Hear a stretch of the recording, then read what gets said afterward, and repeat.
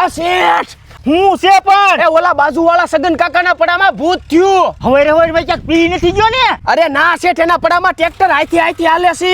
હવે આ ભૂત કાઈ નું હાલ હું ભેગો આવું. એ હાલો શેઠ. અરે આ કેમ ઓટોમેટિક હાલે છે? અરે આ મેં મેપિયો ઓટો સ્ટેરિંગ સિસ્ટમ ફિટ કરાવેલી છે.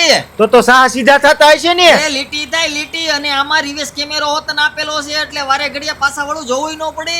હે અય આલમ, તો તું હાવ નવરો હોઈશ ને? અરે ડ્રાઈવર નું 99% કામ એમને થઈ જાય. હે આમાં રોટાવેટર એક જ હાલતું હશે ને? અરે ટ્રેક્ટર માં લગતા બધા હાથી હાલે. પણ હું તો અભણ છું એલા. અરે ટૂંક સમયમાં ગુજરાતી ભાષામાં આવી જાહે. હે બટિયા મોંઘું બહુ આવતું હશે ને? અરે વચમાં કોઈ ડીલર જ નહીં, કંપની ડાયરેક્ટ ખેડૂને જ આપી દે, અને ઓલ ઓવર ગુજરાતમાં ફ્રીમાં ઇન્સ્ટોલેશન કરી આપે છે. એટલે પણ મારા ટ્રેક્ટરમાં ફિટ થશે?